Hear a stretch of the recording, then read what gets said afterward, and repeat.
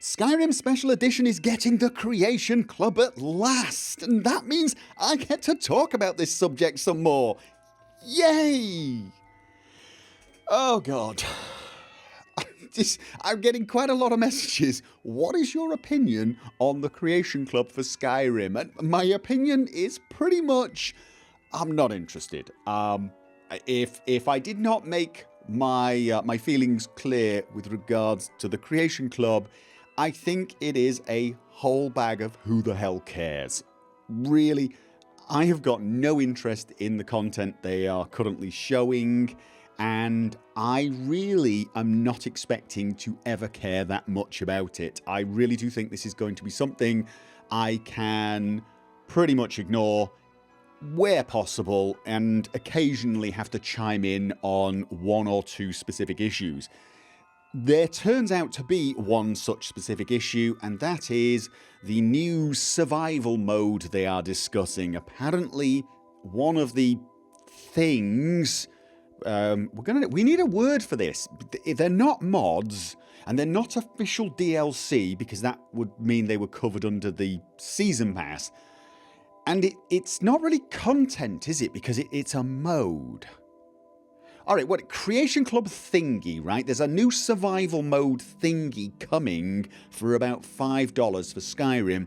And there was quite a lot of chatter about that. So I want to talk about that a little. The reason this was vaguely interesting to me was there was quite a lot of chatter about whether or not Chesco had worked on this project. For those of you who don't know, Chesco is the creator of Frostfall, an absolutely superb mod for the PC version of Skyrim, and it is a survival mod. It adds a lot of very cool immersive features to that game, and honestly it transforms the experience. If you don't know what I'm talking about, I did an entire video devoted to that mod. It will give you a good idea of where I'm coming from and pretty much why I am heading in the direction I'm heading, and if you can't tell which direction that is, it's somewhat negative. However, if you were expecting something like the Frostfall experience, you're probably going to be disappointed, because looking at the information on Bethesda.net,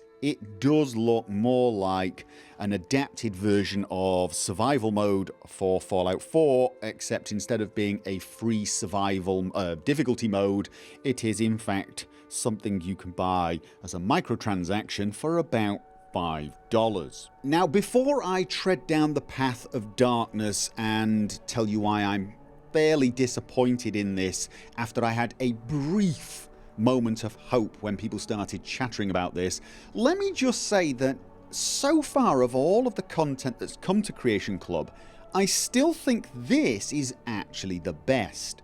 It's the one I am most likely to consider being worth purchasing. I'm not saying it's worth $5, but it's the first one where I look at it and think, if I did not have access to far better mods, I might actually buy this. You are taking us somewhere warm, I trust.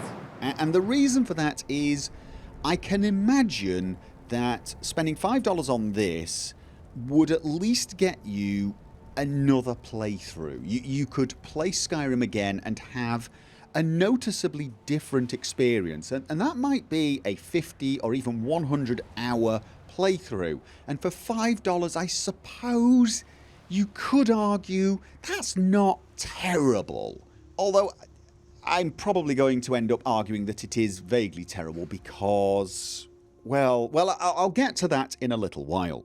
Now, it does look like they have a new map. Whether you see this in game, I've no idea, but at least it gives you some indication that they have separated different regions and given them different climates, which is nice. This is something we got in Frostfall anyway, but it does look like they've put a little bit of thought into this, and honestly, I kind of like this. I'm almost hoping that they've replaced the map, because this is kind of cool. It is nice to actually look at your map and think, okay, I'm going to this area, it's going to be damned cold there, I should dress accordingly. So you know what, I'm going to give them slight kudos here.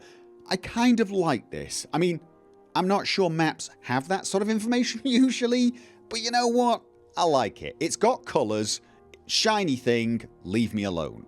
It then goes on to describe things like hunger, fatigue, and cold. Now, cold is something we're used to in Frostfall, but hunger and fatigue, well, they're not part of Frostfall. However, there are a number of free mods that give you fairly complicated or fairly simplistic hunger, thirst, fatigue systems. It's completely up to you how in depth you want to go with those mods. So this is kind of nice. This is okay. Warmth, freezing water.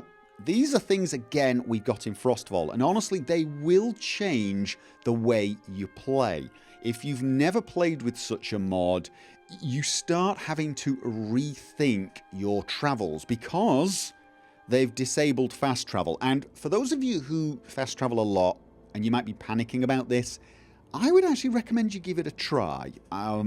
Honestly, with a mod like this, it will really give you a whole new appreciation for the land of Skyrim. You will get very much in touch with the land as you start planning your journeys from one place to the next and making sure that you end at an inn so you can buy some food, get a room, and then start your journey again in the morning. And you'll find yourself discovering places that you otherwise would not have discovered. And honestly, I think that's a lot of fun. That's a personal preference, so, I am very biased in this. Two things that seem to be missing from this new survival mode are thirst, which is something we generally expect in our survival mods, and wet. Now, the wetness in Frostfall doesn't actually harm you, but it does increase your risk of exposure to cold. So you end up not only having to warm up, but dry out. So it's a lot more of an involved system than this one seems to be. It reduces your carry weight, which I think is pretty good, although the mods I used never did this. There are free mods that will do that for you though. It also changes things like shrines so you don't get the benefits for free, you have to use some gold. And it even seems to have support for vampires and werewolves, which is fairly good. And as you might expect, there are negative effects if you allow yourself to get hungry, if you get tired, or indeed if you get too cold. So to me, this looks like a fairly basic survival mode. It looks like it has more in common with the Fallout survival mode that we got for free than it does to the mods we get on the PC version of Skyrim. In short, it's a bit basic and a bit underwhelming. Now, I can't say for sure because I've not actually tried this out. Some people are probably trying it out as we speak, but honestly, I just don't have the time. Well, I've got the time, but I'd rather spend the time doing other things. I'm currently working on my Skyrim mods and converting them to Skyrim Special Edition. For those of you that don't know, SKSE 64 is now out in alpha for that game. And I'd rather do things like that, or the mod configuration menu for Fallout 4, I'd like to convert my mods and add support for that system in those mods. So that's where I'm spending my time at the moment. I'm not going to be testing out Creation Club stuff. So the information I'm using here is just what I'm reading on this site. So if there's more to it, then yay. But if there's not, I am a little underwhelmed. However, as I said, of all of the things I've seen so far, this is the best.